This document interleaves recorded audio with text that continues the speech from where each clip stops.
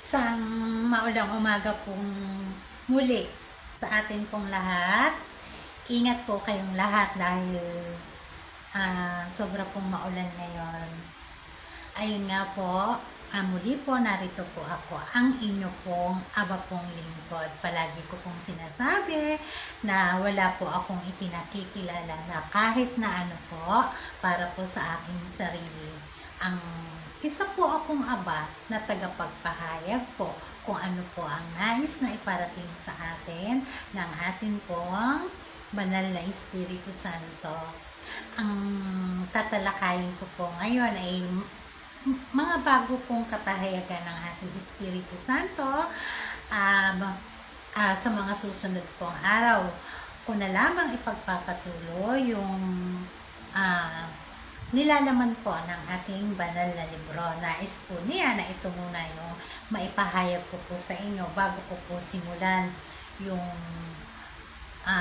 kasaysayan po ng ating mahal na Birhen na nakasaad sa banal na libro, kung ano po at paano po siya nakipamuhay po sa atin sa karugtong po ng Hardin ng Eden. At yan po ay ang lupang hinirang, ang lupang pangako, ang bansa pong Pilipinas. Kung paano po ang ating mahal na Birhen sa kabila po ng katotohanan na kahit na minsan ay hindi pa isinilang at hindi pa dinapuan ng kamatayan, ay paano po siya nagkaroon ng masasabi niyang pamilya na may isang ama, may ina at mga kinakapatid po. Paano po nangyari ang ating mahal na Birhen ay nagkaroon ng matatawag na pamilya sa lupain pong ito sa bansang Pilipinas po. At yan po ipapahayag ko po sa inyo sa susunod ko pong pagpapahayag po.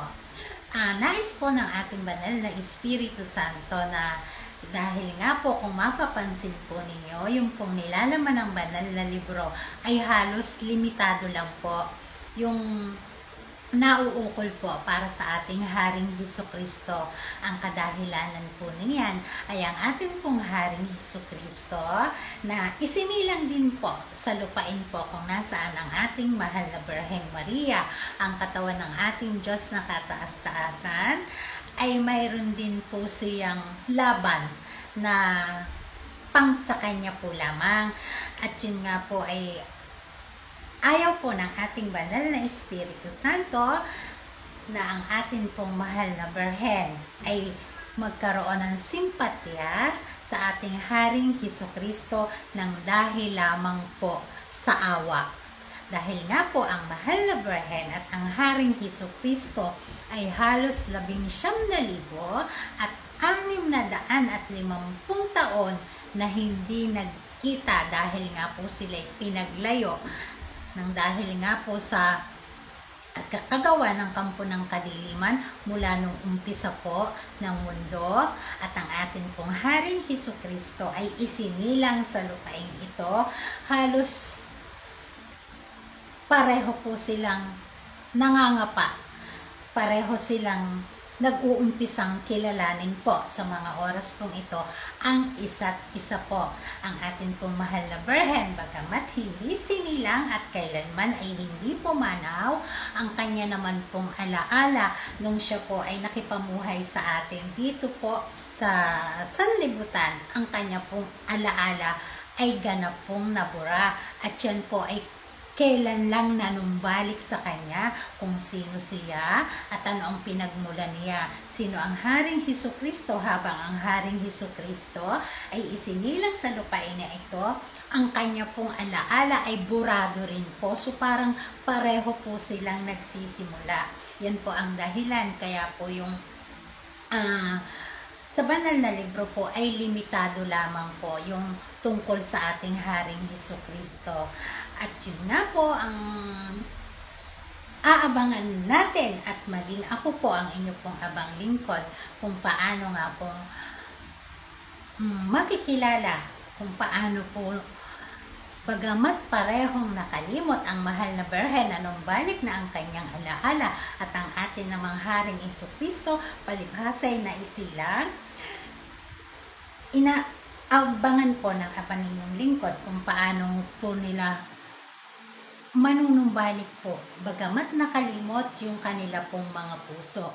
Ang atin pong Haring Hesukristo ay matindi po ang laban sa lahat po ng uri ng tukso sa paligid nga po. Yan nga po ay sa kampon po ni Magda at Magdalena, habang ang ating mahal na Birhen, bagamat alam niya na ang kanyang hari ay nasa lupain ito, ay handa naman po siyang magpaubaya po kung ano po ang magiging desisyon ng kanya pong hari.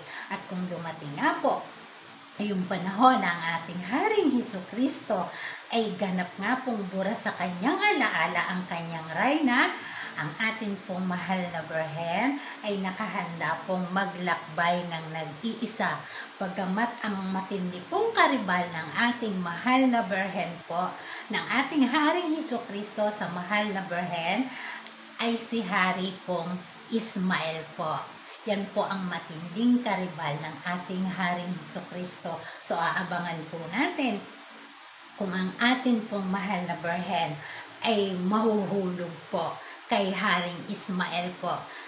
Dahil nga po kung magiging ganap ang kanyang pagpapaubaya sa kung ano man po ang magiging desisyon ng kanya pong pinakamamahal pong Haring Hesukristo. At kahit po ideklara po ng ating mahal na Birhen sa inyong lahat, sa ating lahat, na ito ang Haring Hesukristo, kung ang Haring Hesukristo po ay may ibang reyna, at ang atin naman pong mahal na Birhen ay nahulog po ang loob sa iba pong hari sa hardin po ng Eden, at maging sa kapanahunan po kung sino po ang makapagmarka po ng kasal sa atin pong mahal na Birhen, ay yan po ang tatanggapin at hihiranin pong tunay na hari. Bagamat hindi siya ang Haring Hesukristo, kung sino po ang magiging kapareha at makakasama ng ating mahal na Birhen sa lupain ito na may marka ng kasal, ay siya pa rin po ang kokoronohang hari. Kahit pa po ipakilala ng ating mahal na Birhen na ang Haring Hesukristo ay sila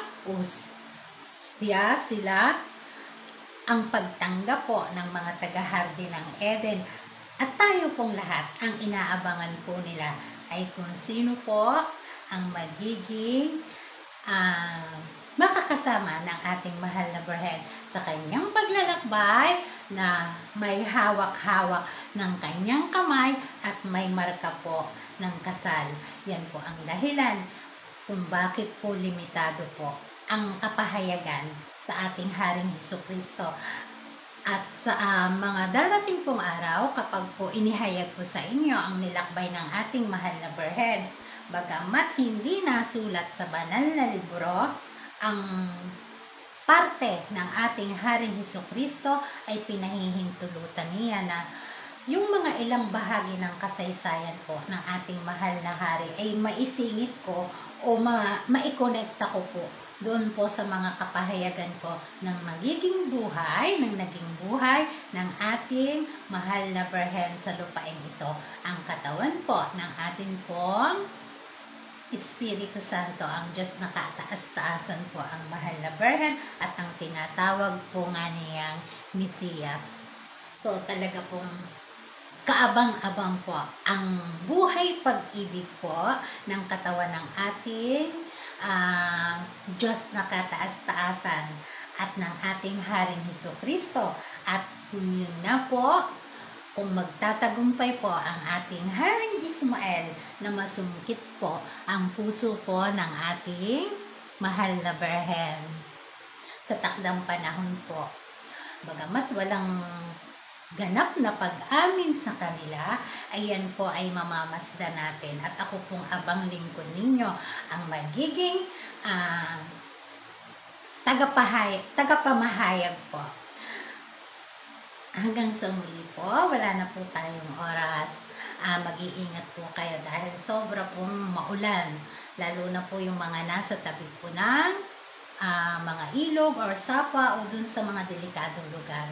Hanggang sa muli po. Bye! Paalam! Bye-bye!